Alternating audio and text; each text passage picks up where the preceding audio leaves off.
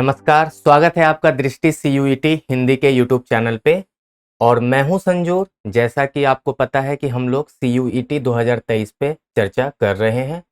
पिछले एपिसोड को आपने देख लिया होगा और पिछले एपिसोड में हम लोग नोटिफिकेशन से रिलेटेड बातचीत किए थे कि सीयूईटी 2023 में क्या चेंजेज हैं, क्या एग्ज़ाम पैटर्न रहेगा, कब से फॉर्म आया है, एग्ज़ाम का स्लॉट क्या होगा, इन सभी मुद्दों पे चर्चा कर चुके हैं। और मैंने पिछले एपिसोड में आपको बताया था कि सीयूईटी आगे के एपिसोड में हम जनरल टेस्ट पे बातचीत करेंगे। और जैसा कि आपको पिछले एपिसोड में बताया गया है कि सीयूईटी का फॉर्म 9 फरवरी से आ चुका है। आपको डेट फिर से लिख देते हैं, 9 फरवरी से फॉर्म आया हुआ है। और ठीक है, आप आशा करते हैं कि आप फॉर्म भर ही चुके होंगे, अप्लाई कर चुके होंगे। और अगर नहीं किए हैं तो आप जल्दी से जल्दी फॉर्म को अप्लाई कर लें, क्योंकि टाइम आपके पास कम है। और लास्ट मोमेंट पे क्या होता है कि फॉर्म मतलब थोड़ा ग्लिचेज आ जाता है वेबसाइट में, तो आप जल्दी से जल्दी इस फॉर्म को अप्लाई कर लें, है ना, सीयूईटी 2023 का। उसके बाद आप अपनी तैयारी में लग जाए, क्योंकि जब आप फॉर्म अप्लाई कर लेंगे ना तो आपको तैयारी करने में एक अलग सुकून मिलेगा, मजा आएगा कि हाँ मैंने फॉर्म अप्लाई कर लिया है। तो आपको एक तैयारी करने का एक मतलब एक अवसर भी मिलेगा कि हाँ अब तो करना ही है, क्योंकि फॉर्म अप्लाई कर लिए हैं। ठीक है, तो आप 9 फरवरी से फॉर्म है, ये पता है आपको, काफ़ी दिन हो भी चुका है। आज 23 है, 14 दिन हो चुका है। तो आज जो चर्चा का विषय है वो है सीयूईटी जनरल टेस्ट सिलेबस। पिछले एपिसोड में आपको जनरल टेस्ट के बारे में थोड़ा बहुत बताया था, बट वो कंप्लीट जानकारी नहीं थी, क्योंकि वो नोटिफिकेशन से रिलेटेड बातचीत थी। तो उसी के दरमियान आपको थोड़ा बहुत इंफॉर्मेशन दे दिया था कि जनरल टेस्ट क्या होता है, इसमें क्या क्या पूछा जाता है। बट आज क्या है कि आपको थोड़ा डिटेल में बताएंगे कि जनरल टेस्ट में मतलब कितने खंड हैं, मतलब कितने सेक्शन हैं, उन सेक्शन में कौन कौन से चैप्टर पूछे जाएंगे, ठीक है ना, उसका सिलेबस क्या होगा, आपको किन अध्यायों को पढ़ना चाहिए, ठीक है ना, कौन सा चैप्टर आपके लिए इंपॉर्टेंट रहेगा, और आप किसको ज़्यादा से ज़्यादा फोकस करके आप अपने एग्जाम में अच्छे मार्क्स ले आएंगे। और आपको यह भी पता है कि इस बार आपको केवल 60 प्रश्न पूछे जाएंगे। ये भी आपको एक महत्वपूर्ण जानकारी दिया गया था पिछले एपिसोड में, क्योंकि 2022 में 75 प्रश्न पूछे गए थे। इस बार केवल और केवल 60 पूछे जाएंगे, और इसमें से आपको 50 के उत्तर देने रहेंगे। कोई भी 50, मतलब एनी ऑफ 50 क्वेश्चन, ठीक है ना। आप 50 क्वेश्चंस के उत्तर देंगे, उसी के आधार पे आपका सिलेक्शन होगा, ठीक है ना। आप कोई भी 10 क्वेश्चन को स्किप कर सकते हैं। तो स्किप कौन से क्वेश्चंस करेंगे ये आपको पता है, जो आपको थोड़ा डिफिकल्ट लगेगा या जिस पे आपको डाउट होगा। ठीक है, तो बिना देरी के चलिए हम सबसे पहले बात करेंगे सेक्शंस की, मतलब खंड कि मतलब इसमें कितने खंड है, ठीक है ना। तो आप देख लीजिए, यहाँ पे मैंने बहुत डिटेल में लिख दिया है, जो कि आपको मतलब आसान होगा समझने में। तो सबसे पहला खंड होगा आपका जनरल नॉलेज, ठीक है ना, हिंदी में इसको कहते हैं सामान्य ज्ञान। तो जैसा कि मतलब नाम से ही पता लग रहा है, सामान्य ज्ञान मतलब जनरल नॉलेज, मतलब आपको जो नॉलेज है, मतलब जो जनरल नॉलेज जो मतलब होता है ना विश्व में, इंडिया में, मतलब इस तरह के सामान्य जो जानकारी होनी चाहिए वो आपको पता होना चाहिए। उसके बाद है करंट अफेयर्स। अब करंट अफेयर्स क्या होता है, तो विश्व और इंडिया मतलब पूरे देश दुनिया में जो भी घटनाएं मतलब कुछ दिनों के आसपास घटी होती है, उसको करंट अफेयर्स कहते हैं। तो मिनिमम आपको 6 मंथ का पता होना चाहिए। 6 मंथ का अगर आप करंट तैयार करते हैं तो आपकी तैयारी बेहतर हो पाएगी। उसके बाद है जनरल मेंटल एबिलिटी, जिसको हिंदी में कहते हैं सामान्य मानसिक क्षमता। मतलब इसमें क्या है कि बेसिक से प्रश्न पूछे जाएंगे आपसे, जो आपके बुद्धि क्षमता को कह लीजिए कि मतलब चेक किया जाएगा कि आपको कितना आईक्यू लेवल आपका कैसा है, ठीक है ना। तो आप इसमें उसको रख सकते हैं, ठीक है। उसके बाद है लॉजिकल एंड एनालिटिकल रीजनिंग, तार्किक और विश्लेषणात्मक तर्क, या तर्क शक्ति कह सकते हैं इसको। तर्क के जगह हम लोग तर्क शक्ति कह सकते हैं, क्योंकि रीजनिंग है ना। तो इसमें क्या होगा ना कि आपको लॉजिकल रीजनिंग पूछा जाएगा, मतलब जहां पे लॉजिक लग रहा हो कुछ, मतलब एक बिना लॉजिक के वो प्रश्न नहीं होगा, उसमें कुछ ना कुछ लॉजिक होगा, जिसके आधार पे आप उसको बनाएंगे। उसके बाद है न्यूमेरिकल एबिलिटी। यहाँ पे एक बहुत इंपॉर्टेंट चीज क्या लिखा है, टिल क्लास 8, जिसको हिंदी में कहते हैं संख्यात्मक क्षमता, और कक्षा 8 तक। मतलब आप 8वीं क्लास तक जो भी बेसिक मैथ्स पढ़े हैं ना, उसका आपको ज्ञान होना चाहिए। तो वो तो मेरे हिसाब से मैं उम्मीद करता हूँ कि इतना लोगों को पता ही होगा और आपको भी पता होगा, क्योंकि आप लोग कम से कम जो भी बच्चे CUET 2023 का एग्जाम दे रहे हैं, कम से कम 10th तक तो सब लोग मैथ्स पढ़ के ही आए, ठीक है ना, ये तो मैंडेटरी है। तो अब इसमें 8 कक्षा तक पूछा ही जाएगा तो आपको पता होगा। फिर भी आप इस पे हम लोग अच्छे से डिस्कशन करेंगे। उसके बाद है क्वांटिटेटिव रीजनिंग, मात्रात्मक तर्क शक्ति।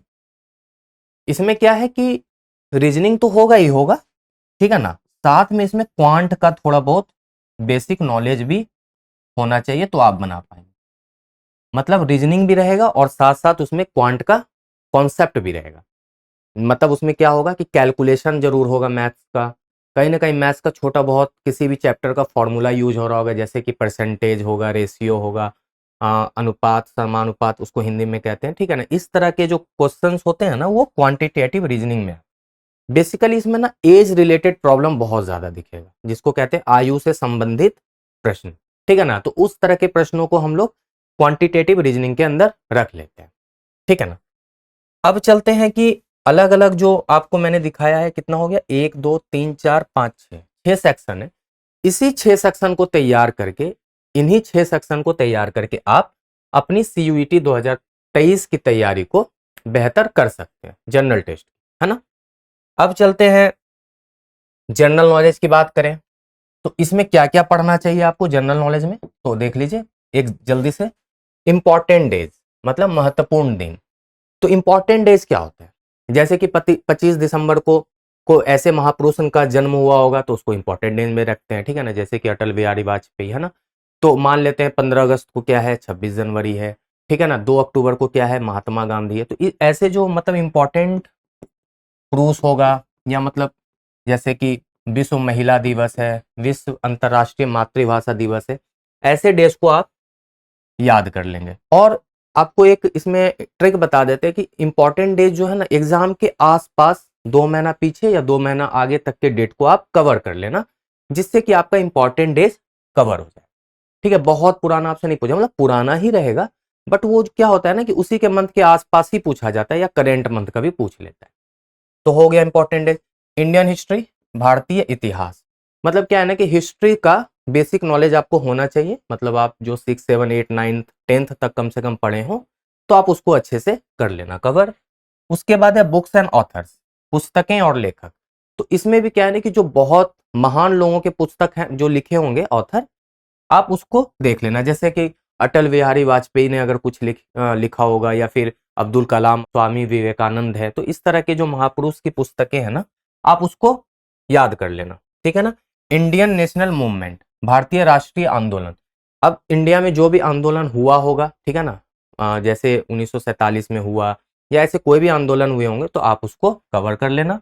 उसका बेसिकली आपसे डेट, ईयर, ये सब पूछा जाएगा, या उसमें किसने भाग लिया, किस महापुरुष ने भाग लिया, उसकी उपलब्धि क्या थी, तो है ना, इस तरह के प्रश्न पूछे जाएंगे, ठीक है ना। अवार्ड्स एंड ऑनर्स, पुरस्कार और सम्मान।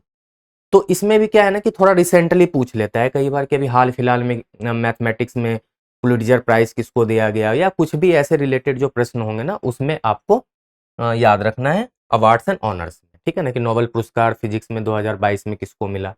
तो इस तरह के आपको क्वेश्चंस पूछे जा सकते हैं।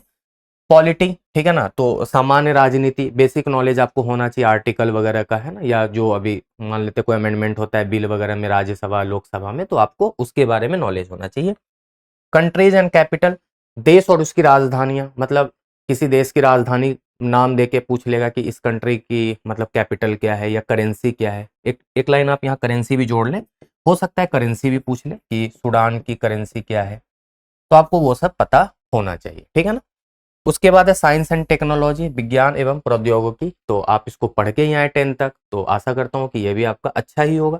तो इसमें भी कुछ करेंट, जैसे मान लीजिए इसरो, नासा, मतलब ये सब जो करते रहते हैं अपना मिसाइल का परीक्षण, तो वो सब पे भी थोड़ा फोकस कर लेना। स्पोर्ट्स, है ना, खेल कूद से भी जो रिलेटेड प्रश्न होंगे, जैसे IPL होता है, अभी वर्ल्ड कप हो रहा है महिला T20 का, तो इस तरह के क्वेश्चन आपसे पूछे जा सकते हैं। और लास्ट में है साइंस, इन्वेंशन एंड डिस्कवरीज, विज्ञान, आविष्कार, खोज, है ना, ये उसी में हो जाएगा कि कुछ आविष्कार हुआ है, कुछ खोज हुआ है कि बल्ब का आविष्कार किसने किया, तो इस तरह के प्रश्न आपसे पूछे जा सकते हैं। तो आप इसको अच्छे से कवर कर सकते हैं और कोशिश ये करना है कि आप अपने 9, 10, 6, 7, 8 में जो पढ़े हैं ना, उसको थोड़ा अपना बेस बना लेना, क्योंकि प्रश्न आपके कहीं ना कहीं सीबीएसई के पैटर्न पे जो बुक होता है ना, उसी से पूछे जाएंगे, है ना, या आप सीबीएसई के बुक को ही फॉलो कर लेना। तो जनरल नॉलेज हो गया। अब बात करते हैं करंट अफेयर्स की।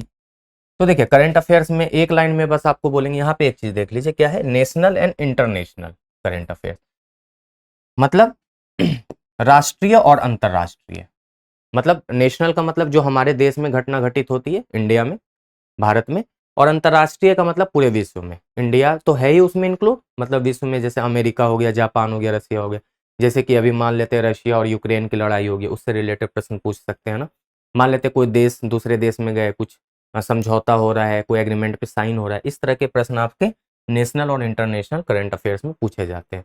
आप देखते होंगे कि दो देश के सैनिक मतलब सेना भी आपस में क्या करते हैं, एक एक्सरसाइज करते हैं, जिसको मिलिट्री एक्सरसाइज कहते हैं। तो उस तरह के भी प्रश्न आपसे पूछे जा सकते हैं नेशनल और इंटरनेशनल करंट अफेयर्स में। और इसका बेस आप 6 मंथ्स कम से कम आप लेके चलिएगा, कि 6 महीने की आपको करंट अफेयर्स को अच्छे से तैयार करना है। ठीक है, उसके बाद हम बात करेंगे general mental ability, logical and analytical reasoning. अभी आपको बताया गया था। तो अब इसमें क्या क्या होता है आप देख लीजिए एक नज़र में, कि इन चैप्टर में, मतलब इन टॉपिक के अंदर किन किन चैप्टर को रखा गया है सीयूईटी में। तो सबसे पहले है लेटर एंड नंबर सीरीज, जिसको कहते हैं अक्षर और प्रतीक श्रृंखला। तो इसमें क्या होगा ना, कि आपको एक सीरीज दिया रहेगा, और जैसे मान लेते हैं 4 पद दिया रहेगा, टर्म्स दिया रहेगा, उसके आगे आपको 5वां 6ठा जो भी है आपसे पूछा जाएगा। सपोज कर लेते हैं कि जैसे ए है तो अगला बी है, फिर सी है, ठीक है ना, तो डी है, इस तरह के आपके प्रश्न पूछे जाएंगे। तो ये लेटर हो गया, इसी में सिंबल मिला देगा, कि यहाँ पे मान लेते हैं ऐसे डॉलर दे दिया, यहाँ पे @ दे दिया, यहाँ पे कॉपीराइट दे दिया, ठीक है ना। तो इस तरह करके आपसे प्रश्न पूछे जाएंगे, लेकिन ध्यान रहे सब में लॉजिक होगा, ठीक है ना, इसके अंदर लॉजिक जरूर होगा। बिना लॉजिक का कोई भी प्रश्न नहीं होता। तो आप कहीं ना कहीं इस दोनों के बीच जो लॉजिक होगा ना, वही इस दोनों के बीच होगा, तो आगे आने वाले भी टर्म्स में वो कहीं ना कहीं वो लॉजिक होगा। तो आप इसको इसके अंदर रख सकते हैं, अक्षर और प्रतीक श्रृंखला, है ना। इसमें अक्षर और प्रतीक दोनों का कॉम्बिनेशन होगा। अक्षर का मतलब ए से जेड, और प्रतीक तो @ है, हैश है, कॉपीराइट है, ठीक है ना, डॉलर है, क्या नाम है, थीटा है। तो इस तरह के जो लेटर होते हैं ना, वो सिंबल में आते हैं। अब है वर्बल रीजनिंग, मौखिक तर्क। तो इसमें क्या होगा कि रीजनिंग से प्रश्न पूछे जाएंगे। इसमें आपको वर्बल रीजनिंग मतलब इस तरह के जैसे होते हैं ना, कि इसका संबंध उससे है तो उसका संबंध किससे होगा, तो इस तरह के जो प्रश्न है वो आपके वर्बल रीजनिंग के अंतर्गत आएंगे। नॉन वर्बल में तो उसमें भी क्या है कि गैर मौखिक तर्क, मतलब उसमें क्या है कि आपको पिक्चर रिलेटेड प्रश्न पूछे जा सकते हैं। ठीक है, एनालॉगी, समरूपता। समरूपता का मतलब है कि एक अगर दूसरे के जैसा है तो तीसरा चौथे के जैसा कैसा होगा। तो 4 ऑप्शन होगा, उसमें से आपको चूज करना है। तो उसी को बोलते हैं क्या नाम है, एनालॉगीज या समरूपता। नाम से ही लग रहा है ना, समरूपता मतलब एकदम सिमिलरिटी। तो वो क्या होगा, इस तरह का प्रश्न होता है, जैसे एक 2 क्वेश्चन मार्क है,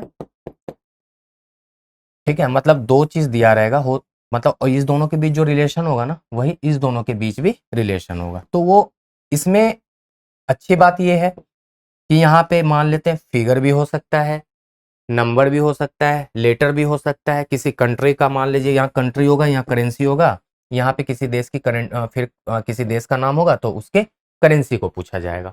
तो वो भी सिमिलरिटी में ही आता है, मतलब समरूपता के अंदर ही आता है, एनालॉगी के अंतर्गत ही आता है। अब हम चलते हैं कोडिंग डिकोडिंग। ये तो बहुत आपने सुना होगा। कोडिंग डिकोडिंग मतलब क्या है ना, कि किसी भी चीज का आपको कोड दिया रहेगा और फिर एक संख्या फिर से, मतलब एक चीज फिर दिया रहेगा और आपको दोबारा उसका डिकोड करना है। तो इसके लिए एक छोटा सा आपको बात बताते हैं। सपोज कर लेते हैं कि दिया रहेगा कि एबीसी का कोड 1 2 3 है, तो एक्स वाई जेड का कोड बता दीजिए। ठीक है ना, ये कोड है, ये इसका डिकोड है।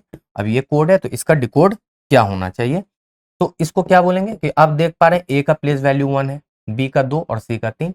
तो बहुत आसानी से पता लग गया, हालांकि इतना आसान आएगा नहीं, बस आपको एक बेसिक बात बता रहा हूँ। तो आपको पता है एक्स 24 पे है, Y 25 पे और Z 26 पे। तो हम कह सकते हैं XYZ का कोड 24, 25 और 26 होगा।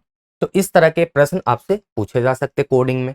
तो कोडिंग डिकोडिंग में क्या होगा कि आपसे लेटर दिया रहेगा और आपको मान लेते हैं नंबर में कोड दिया रहेगा। हो सकता है लेटर का कोड लेटर में दिया रहे। कैसे हो सकता है कि ABC है, मान लेते हैं ABC है और यहाँ पे कोड दिया रहेगा D, ठीक है ना, उसके बाद E और F। तो देख रहे हैं A से D कितना दूर है, B से E कितना दूर है, C से F कितना दूर है, दो प्लेस आगे बढ़ रहा है। तो इस तरह के भी प्रश्न पूछे जाएंगे। तो आगे मान लेते हैं कुछ भी नंबर दिया रहेगा PQR, तो आप आसानी से कोड बता देंगे।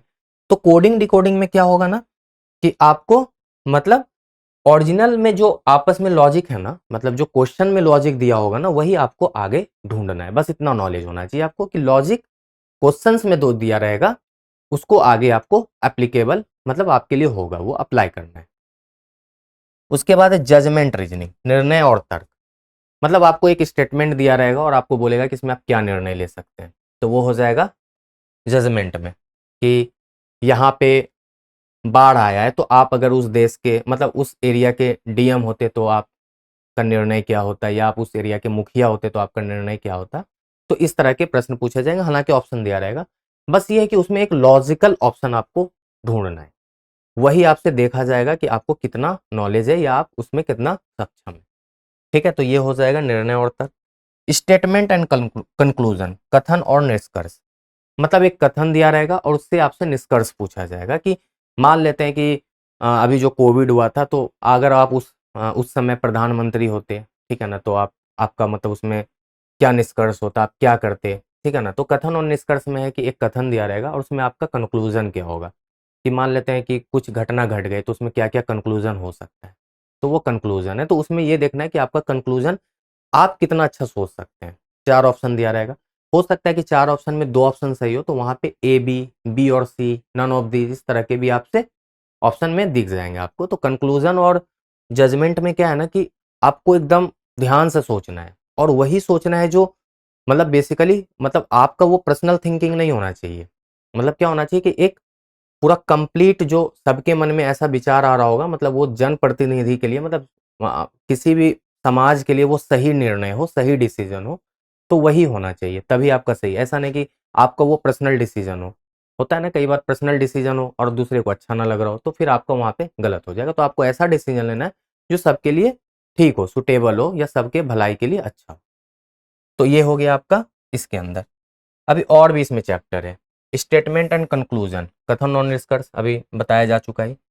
स्टेटमेंट एंड आर्ग्यूमेंट, कथन और तर्क।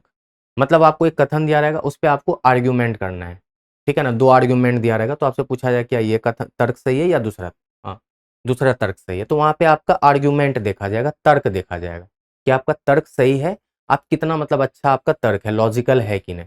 ऐसा नहीं हो कि मतलब वो तर्क आपका किसी काम का ना हो, मतलब किसी के भलाई के लिए हो ही नहीं, तो वो आपको स्टेटमेंट एंड आर्ग्यूमेंट के अंदर रखा जाएगा। कथन और तर्क, स्टेटमेंट क्वेश्चन में दिया रहता है, तर्क भी दिया रहेगा ऑप्शन में, लेकिन वो तर्क एक सही एक गलत, या दोनों सही या दोनों गलत, या दोनों में से कोई भी सही नहीं होगा।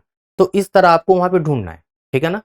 आपको जब आगे हम प्रैक्टिस कराएंगे क्वेश्चंस की ना, तो प्रश्न लेके आएंगे। बस आपको आज बेसिक नॉलेज देके आगे बढ़ रहे हैं कि कैसा प्रश्न इसमें पूछा जा सकता है।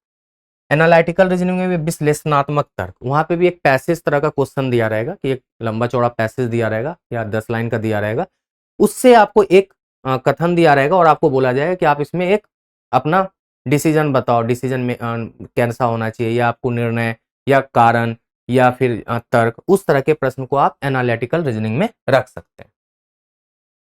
ब्लड रिलेशन, रक्त संबंध, ये बहुत आसान होता है। बेसिकली क्या है, क्योंकि हम लोग इस चीज में होते ही हैं, क्योंकि हर व्यक्ति किसी ना किसी तरह से रिलेशन में है। हमारे माँ बाप हैं, फिर आप भी किसी के माँ बाप बनेंगे, कोई किसी का भाई है, ठीक है ना, कोई किसी की बहन है, तो कहीं ना कहीं रिलेशन में तो लोग हैं ही आपस में, है ना। तो ब्लड रिलेशन बहुत आसान है, बस क्या है कि इसको बनाने का तरीका पता होना चाहिए कि रिलेशन आप ऐसा ना हो कि आप बनाने में गलत कर दें। तो इसमें फैमिली ट्री का बहुत बड़ा रोल होता है, आपको फैमिली ट्री बस बनाने आना चाहिए। तो वो हम आपको प्रैक्टिस जब कराएंगे तो बताएंगे कि फैमिली ट्री क्या होता है, फैमिली ट्री और जनरेशन, ये आपको बहुत अच्छे से पता होना चाहिए। और मेल फीमेल का रिकॉग्नाइजेशन, कि कौन मेल है कौन फीमेल है, इस किसको किस कैटेगरी में रखें। अगर आपको ये 3 पॉइंट पता है तो ब्लड रिलेशन आपका बहुत आसान हो जाएगा बनाना, और मैं आपको ये क्लियर कर दूंगा आगे जब प्रैक्टिस करेंगे क्वेश्चन की। डायरेक्शन टेस्ट मतलब दिशा परीक्षण, मतलब आपको क्या नाम है, डायरेक्शन का पता होना चाहिए। आपको पता है कि टोटल 8 डायरेक्शन हम लोग पढ़ते हैं, नॉर्थ ईस्ट, साउथ वेस्ट, उसके बाद नॉर्थ ईस्ट है, नॉर्थ वेस्ट है, साउथ ईस्ट है, साउथ वेस्ट है। तो इस 8 डायरेक्शन का कॉन्सेप्ट आपको क्लियर होना चाहिए, लेफ्ट राइट कॉन्सेप्ट क्लियर होना चाहिए, क्लॉकवाइज एंटी क्लॉकवाइज क्लियर होना चाहिए, ठीक है ना, जिसको वामाव्रत है ना ये सब कहते हैं हिंदी में, तो हम बात करेंगे उस पर प्रैक्टिस के दौरान। तो आपको वो सब कॉन्सेप्ट क्लियर होना चाहिए जिससे आपका डायरेक्शन टेस्ट में जो भी प्रश्न पूछे जाएंगे, मतलब दिशा परीक्षण में, आप बहुत आसानी से बना पाएंगे, ठीक है ना। तो हम लोग उसको लाइन करके बनाते हैं ना, जैसे ये नॉर्थ है, फिर अगर मान लेते हैं वो बोल रहा है कि राइट मुड़ रहा है तो राइट इधर मुड़ा दिए, फिर मान लेते हैं बोलेगा लेफ्ट है तो लेफ्ट ऊपर हो जाएगा। बस आपको ये पता होना चाहिए कि किधर मेरा लेफ्ट है, किधर मेरा राइट है, कौन सा एंटी क्लॉकवाइज है, कौन सा क्लॉकवाइज है, और क्या नाम है, नॉर्थ ईस्ट साउथ वेस्ट, ये तो मिनिमम आपको पता होना चाहिए। उसके बाद आप उसके बीच बीच में जो है वो नॉर्थ ईस्ट साउथ ईस्ट वगैरह पता कर ही लेंगे, ठीक है। उसके बाद है मिरर एंड वाटर इमेज, दर्पण और जल प्रतिबिंब। मतलब क्या है कि आप मिरर में अपने आप को देखते हैं तो आप कैसे दिखते हैं, जस्ट आपका इन्वर्टेड होता है वो। और जल में कैसे दिखेंगे, तो वो मिरर और जल में बहुत अंतर होता है, याद रखिएगा। वाटर और मिरर में प्रतिबिंब जो बनता है ना वो बहुत डिफरेंट बनता है। वाटर और मिरर दोनों में बहुत अंतर है, सेम नहीं होता। ऐसा नहीं सोचिएगा कि पानी हो या मेरा दर्पण हो, दोनों तो एक है, नहीं नहीं, दोनों में अलग अलग तरह का मतलब आपका प्रतिबिंब बनेगा। तो वो आपको पता होना चाहिए। उसका बहुत साधारण सा ट्रिक है, हम आपको प्रैक्टिस के दौरान बता देंगे, और वो क्वेश्चन से भी आप समझ जाएंगे। इसका कोई ट्रिक नहीं है, क्वेश्चन बनाते रहिए, प्रैक्टिस करते रहिए, आपको समझ आ जाए, ठीक है ना। उसके बाद है क्लासिफिकेशन, वर्गीकरण, ठीक है ना। तो क्लासिफिकेशन में भी रीजनिंग में बहुत अच्छे अच्छे प्रश्न आते हैं, तो आपको उसको भी पता होना चाहिए। इसमें बहुत तरह के कैटेगरी में प्रश्न पूछे जाते हैं, ठीक है ना। वेन डायग्राम से भी प्रश्न पूछे जाएंगे, तो आपको उसके लिए तैयार रहना है। अब है न्यूमेरिकल एबिलिटी टिल ग्रेड 8। अब इस पे बातचीत कर रहे थे ना कि 8वीं कक्षा तक जो आप पढ़ के आए हैं उसी के आधार पे आपके मैथ्स के प्रश्न इसमें पूछे जाएंगे, और बहुत आसान सा क्वेश्चन होगा इसमें, ये मैं कह सकता हूँ, क्योंकि 8वीं क्लास तक मैथ बहुत आसान होता है। अगर आप मैथ्स में अच्छे स्टूडेंट रहे होंगे 10 तक ना, तो आपके लिए कुछ भी नहीं है। बस हम वहाँ पे आप जल्दी बनाने का तरीका आपको हम सिखाएंगे, कि आप कैसे ज़्यादा से ज़्यादा मतलब क्वेश्चंस कर पाएंगे कम समय में। क्योंकि वहाँ आप 10th तक या 12th तक जो आप स्टूडेंट, तो 12th के ही मैक्सिमम मतलब फॉर्म, मैक्सिमम क्या 12th के स्टूडेंट फॉर्म भरेंगे। तो आप लोग अभी तक डिटेल में बनाना सीखे होंगे ना कोई भी चीज़ को, स्टेप बाय स्टेप। तो यहाँ पे आपको ट्रिक से बनाना सिखाएंगे जिससे आप कम समय में ज़्यादा क्वेश्चन अटेम्प्ट कर पाएंगे। तो इसमें कौन कौन सा चैप्टर होगा, समय तो और कार्य, ठीक है ना।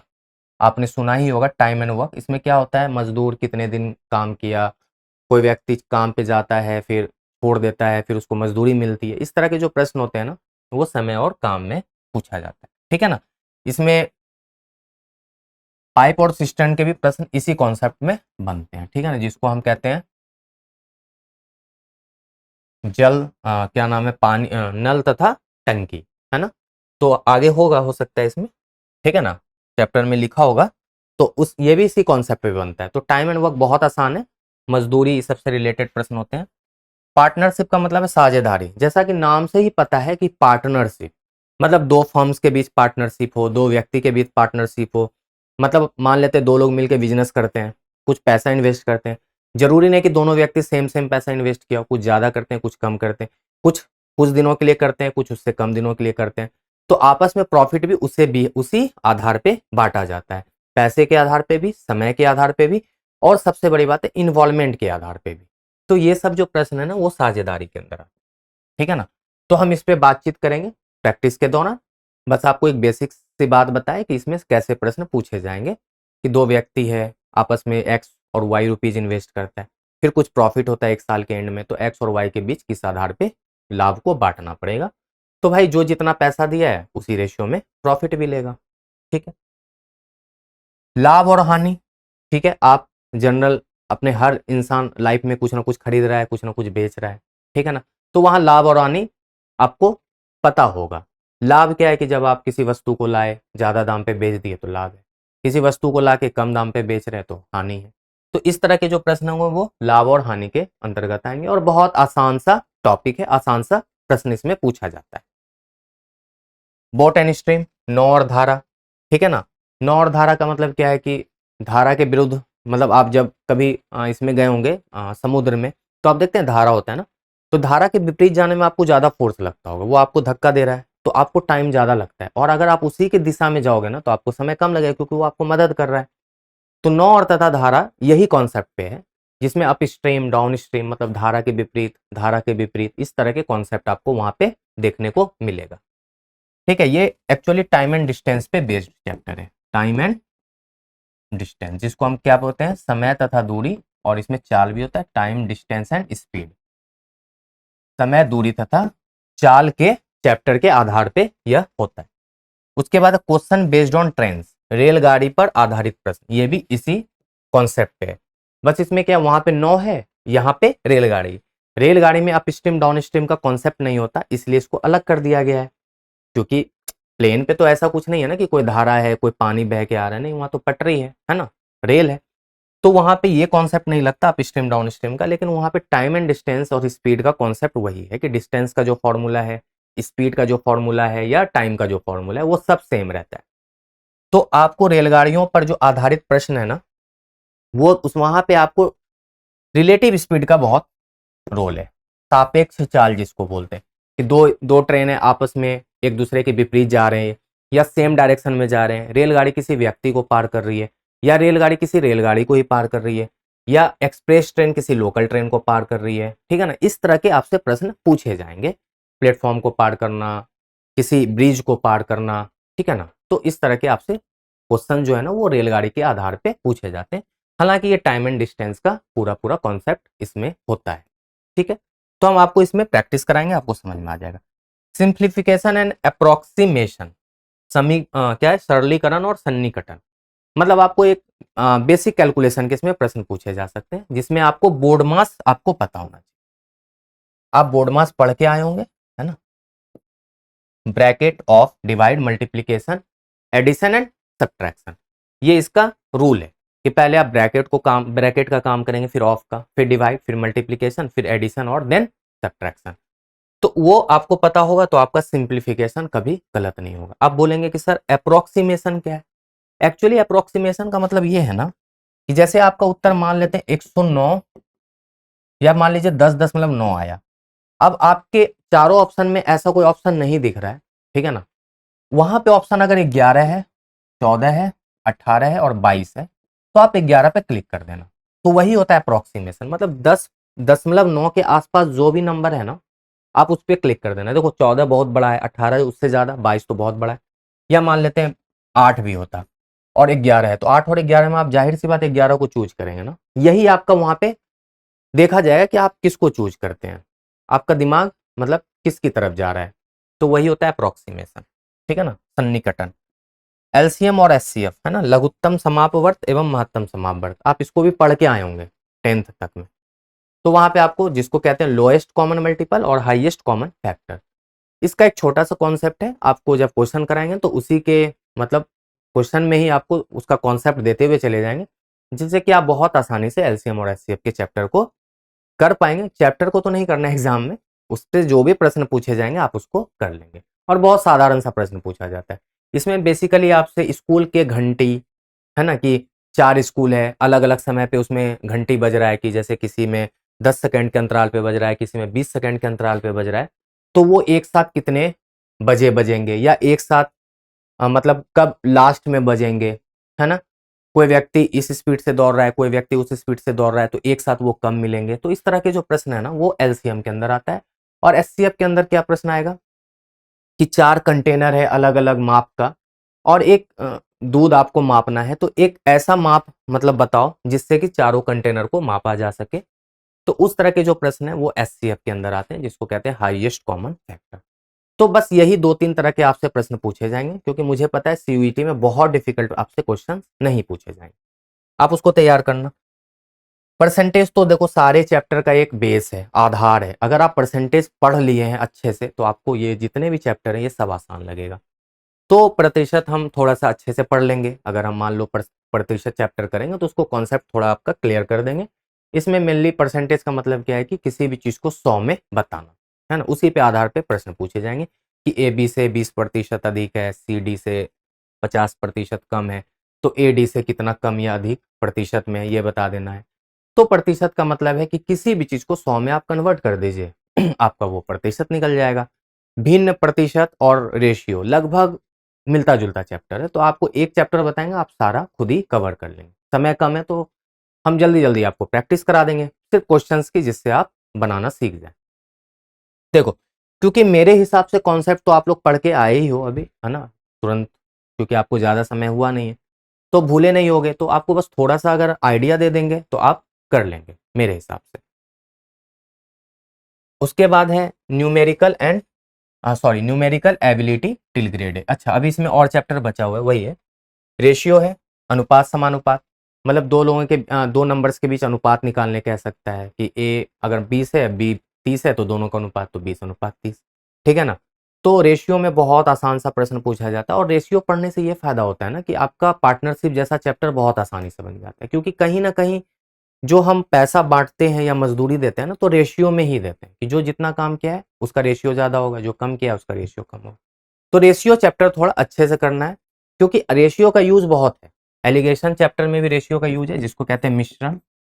तो एलिगेशन चैप्टर भी आपका बहुत आसानी से तैयार हो जाए। कहते हैं ना कि दो मिश्रण है, किसी में पानी और चीनी का अनुपात इतना है, तो सांद्रता से रिलेटेड प्रश्न, ये सब रेशियो के कॉन्सेप्ट से ही बनता है।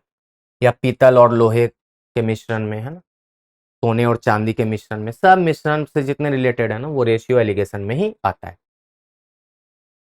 ज्योमेट्री तो पता ही होगा आपको, अभी 10th में 9th में बहुत अच्छे से ज्योमेट्री लोग पढ़ते हैं। तो इसमें क्या होता है कि ट्रायंगल है, रेक्टेंगल है, इसका मतलब क्या बोलते हैं, लेंथ निकालना हो, ठीक है ना, एंगल निकालना हो, ठीक है ना, दो रेखाओं के बीच का एंगल पता करना हो, ये सब ज्योमेट्री में आते हैं। आपको बेसिक ज्योमेट्री पूछा जाएगा, बहुत डिफिकल्ट नहीं। ट्रायंगल, रेक्टेंगल, यही सब आपसे पूछा जाएगा, एकदम बेसिक सा, ठीक है ना, बेसिक, ठीक है ना। तो ज्योमेट्री आप अच्छे से रख लेना, ट्रायंगल वगैरह अच्छे से पढ़ लेना कि ट्रायंगल क्या होता है, रेक्टेंगल क्या होता है। हम आपको क्वेश्चंस में आपको थोड़ा सा आइडिया दे देंगे, जिससे आपका ज्योमेट्री क्लियर हो जाएगा। Mensuration 2D and 3D। अच्छा, 2D और 3D क्या होता है, जिसको कहते हैं हिंदी में क्षेत्र मिति। एक्चुअली क्या है ना कि क्षेत्र मिति का मतलब कि किसी भी क्षेत्र को मापना, मिति का मतलब माप, क्षेत्र का मतलब एरिया, है ना, कि मतलब जिस पे आप रह रहे हो। तो आपको वहां पे क्या क्या करना है ना, कि वहां पे आपसे एरिया, पेरीमीटर, डायगोनल, है ना, सरफेस एरिया, ये सब पूछा जाएगा। देखिए, एरिया, पेरीमीटर, डायगोनल ये 2D फिगर का निकलता है, और 3D फिगर का निकलता है surface area, total surface area, volume.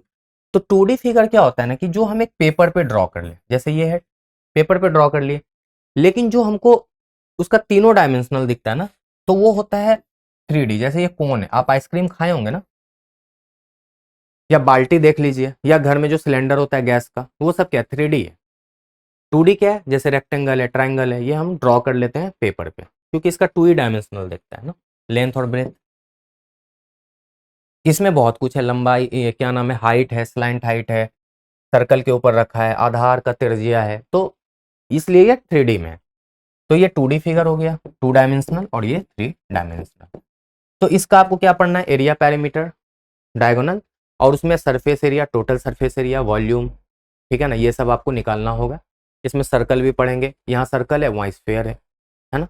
तो इस तरह के आपसे जो प्रश्न है ना, यहाँ पे मान लेते हैं रेक्टेंगल है, तो वहाँ पे क्यूबाइड है, यहाँ पे अगर स्क्वायर है तो वहाँ पे क्यूब है। तो 2D फिगर से ही 3D फिगर बनता है, आपको पता होगा। सर्कल से ही तो बॉल बना होगा ना, फुटबॉल, ठीक है ना। तो हम पढ़ेंगे स्टैटिस्टिक्स में क्या है कि सांख्यिकी मीन मीडियन मोड के प्रश्न पूछे जाएंगे, ठीक है ना। तो आपको मीन मीडियन मोड का फॉर्मूला पता होना चाहिए। सांख्यिकी जनरली आपका फॉर्मूला बेस्ड है ना, और थोड़ा सा मीन मीडियन मोड का फॉर्मूला आप रिवाइज कर लेना, जो 9th-10th में आप पढ़े होंगे। बाकी हम आगे जब वही प्रैक्टिस करेंगे, तो क्वेश्चंस में जैसे जैसे आ जाएंगे, तो आपको फॉर्मूला एक बार रिवाइज करवा देंगे और बनाने का तरीका सिखा देंगे। इसमें कैलकुलेशन आपका अच्छा होना चाहिए, ठीक है।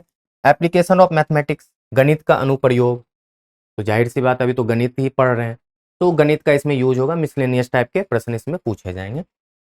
प्रोबेबिलिटी, प्रायिकता, ठीक है। प्रोबेबिलिटी क्या होता है, संभावना, प्रायिकता, जैसे पूछा जाए कि बारिश होने, आज होगी बारिश, तो संभावना है, आप गारंटेड के साथ नहीं कह सकते। तो जहां पे संभावना की स्थिति हो रही हो ना, तो वो प्रोबेबिलिटी के अंदर आता है। जैसे आप सिक्का उछालते हैं, तो आप गारंटेड के साथ नहीं बोल सकते कि हेड और टेल। अगर सिक्का बाइज्ड हो, बाइज्ड का मतलब कि हेड और टेल होना चाहिए, ऐसा नहीं कि दोनों तरफ हेड हो, तो आप तो बता ही देंगे कि हेड आएगा या टेल आएगा अगर दोनों तरफ टेल हो। शोले फिल्म का सिक्का तो है नहीं जो अमिताभ बच्चन उछालता था। तो सिक्का में हेड और टेल होना चाहिए, तो जिससे आपको पता लग जाएगा कि यहाँ पे संभावना बनना ही बनना है, क्योंकि आप जब उछालेंगे जब तक वो जमीन पे नहीं गिरेगा तो आप नहीं बता सकते। या डाइस है 1 से 6, जब आप लूडो खेलते हैं तो आप श्योर नहीं होते ना कि 6 आ जाए, हालांकि मन रहता है कि 6 आए, सबका डिमांड यही रहता है कि 6 आ जाए, और कभी कभी 1 का भी डिमांड होता होगा आपको। तो प्रोबेबिलिटी वहीं पे बनता है।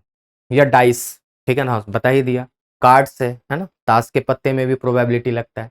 तो इस तरह के जो क्वेश्चंस पूछे जाएंगे ना, वो आपके प्रायिकता के अंदर पूछे जाएंगे। बहुत साधारण सा प्रश्न इसमें होता है। क्या होता है कि एक ताश के पत्ते को 52 पत्ते में से खींचा गया, तो उस पत्ते के गुलाम आने की प्रायिकता क्या है। तो आपको पहले ये पता होना चाहिए कि उस पत्ते में कितने गुलाम है और टोटल पत्ते कितने हैं। तो उसका फॉर्मूला होता है, आप उस फॉर्मूला पे रख देंगे, बन जाएगा। जैसे एक सिक्का उछाले तो उसमें हेड आने की प्रोबेबिलिटी क्या है, तो आपको पता है हेड 1 होता है, टोटल चांसेस है 2, तो 1/2। नहीं आने का हेड 1/2, टेल आने का 1/2। डाइस में पूछा जाएगा कि 3 आने की प्रायिकता क्या है, तो 3 1 ही होता है। टोटल संभावना 6 है, तो 3/6 मतलब 1/2। तो प्रोबेबिलिटी जनरली क्या होता है ना, मिनिमम 0 और मैक्सिमम 1, इसी के बीच लाई करता है। सबसे कम 0 होता है, मतलब 0 का मतलब प्रोबेबिलिटी ना, 1 का मतलब कि मतलब वो चीज होगा। जैसे मान लेते हैं वो सिक्का दोनों तरफ हेड ही है, और कोई पूछे कि हेड आने की प्रोबेबिलिटी क्या है, तो 1, क्योंकि दोनों तरफ हेड है, शोले वाला, तो वहां पे प्रोबेबिलिटी 1 है। अब मान लेते हैं वो सिक्का दोनों तरफ हेड है और पूछा जाए कि टेल आने की प्रोबेबिलिटी क्या है, तो 0 है, क्योंकि दोनों तरफ हेड है। तो वही चीज है। तो प्रोबेबिलिटी हमारा क्या होता है ना, 0, ठीक है, p मान लेते हैं, और यहाँ पे 1।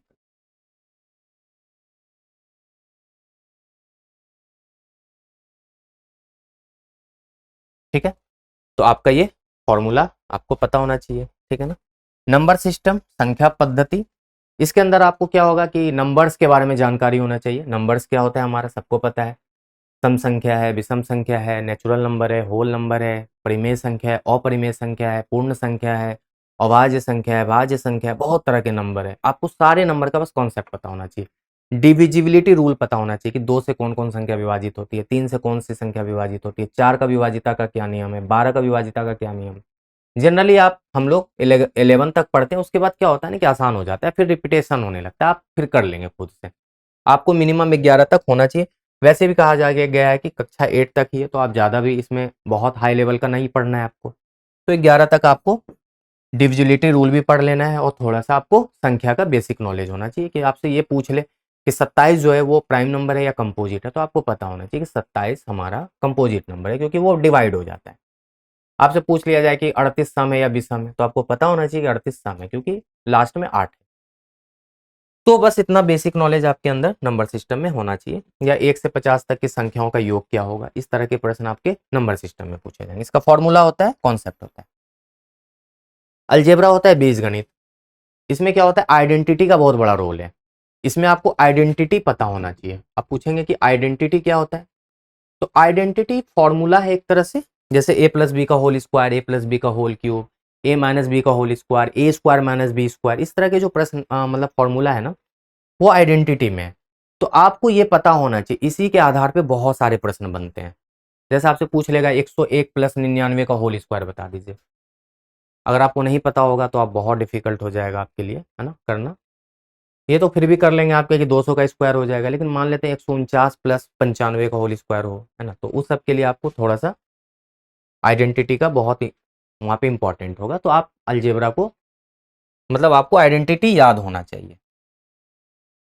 अब देखिए लास्ट है हमारा क्वांटिटेटिव रीजनिंग, ठीक है ना, जिसको हम लोग क्या बोलते हैं, मात्रात्मक तर्क शक्ति। मात्रात्मक का मतलब क्या है, मतलब क्वांटिटेटिव, मतलब जहां पे अर्थमेटिक का यूज हो, है ना, जहां पे मैथ्स का कॉन्सेप्ट हो। इसमें क्या होगा कि मैथ्स का कॉन्सेप्ट होगा और इसमें रीजनिंग का कॉन्सेप्ट होगा। तो मैथ्स और रीजनिंग मिलके जो है ना, यही एक चैप्टर बन गया क्वांटिटेटिव रीजनिंग। एक्चुअली रीजनिंग केवल हो ना, तो रीजनिंग में क्या होता है ना कि जरूरी नहीं कि उसमें यहाँ पे एक मैथ्स का लॉजिक लगा ही हो, वहां पे एक दूसरे तरह का लॉजिक लगता है। लेकिन अगर क्वांटिटेटिव रीजनिंग की बात करें ना, तो यहाँ पे 110% आपका केवल और केवल मैथ्स का लॉजिक होना चाहिए। मान लेते हैं इसमें ज़्यादा से ज़्यादा जो प्रश्न पूछे जाते हैं ना, वो आयु से संबंधित प्रश्न पूछे जाते हैं, आपको पता है, ठीक है ना। तो ये आपका क्लियर हो गया। इसमें क्या होगा, अर्थमेटिक नंबर सीरीज पूछा जाएगा। नंबर सीरीज जैसे 2 है, 4 है, फिर 6 है, तो क्या होगा, 8 होगा, क्योंकि 2 2 बढ़ रहा है। अर्थमेटिक रीजनिंग, अंक गणितीय तर्क इसमें पूछा जाएगा कि जैसे 2 का संबंध 12 से है, तो 3 का संबंध किससे होगा। तो आपको पता है 2 12 है, मतलब 2 गुना 6 है ना। 2 का संबंध 12 से मतलब गुना 6। तो पूछेगा 4 का संबंध किससे है, तो गुना 6 कर दीजिए, तो 4 6 24। यही आ जाएगा आपके अंदर अर्थमेटिक रीजनिंग। यहाँ पे रीजनिंग का भी यूज हो रहा है और मैथ्स का भी।